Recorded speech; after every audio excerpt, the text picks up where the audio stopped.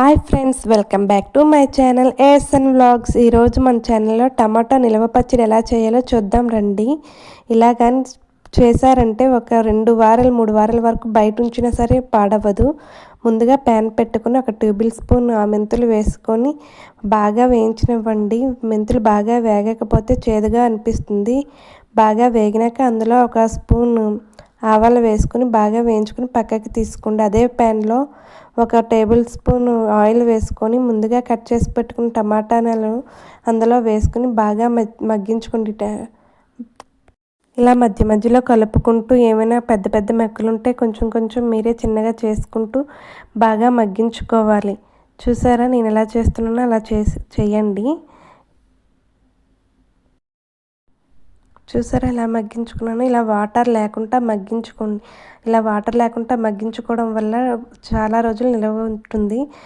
మగ్గించుకున్న దాన్ని పక్కకి తీసుకుని చల్లారబెట్టుకుని మిక్సీ జార్లో ముందుగా వేయించుకున్న మెంతులు ఆవాలు వేసుకొని నిమ్మకాయ కొంచెం చింతపండు కొంచెం గల్లుప్పు వేసుకున్నాను నేను ఇక్కడైతే.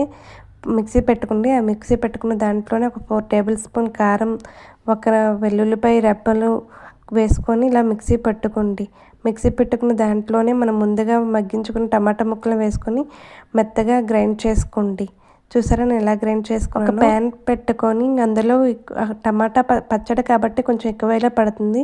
మీకు సరిపడంత ఆయిల్ వేసుకొని కొంచెం శనగపప్పు, జీలకర్ర, ఆవాలు, మినపప్పు వేసుకొని అందులోనే వెల్లుల్లి రెబ్బలు, కరివేపాకు అండ్ ఎండుమిర్చి వేసుకొని వేగినాక మనం ముందుగా గ్రైండ్ చేసుకున్న పచ్చడిని ఇందులో వేసుకొని బాగా వేయించుకోవాలి. చూసారా ఆయిల్ పైనంత వరకు వేయించుకోవాలండి. చేసుకోండి. మీకు సాల్ట్ సరిపోయిందో లేదో అని చెప్పి నాకైతే ఇక్కడ సాల్ట్ సరిపోలేదు, కొంచెం సాల్ట్ వేసుకుంటున్నాను. మీరు కూడా చూసుకోండి.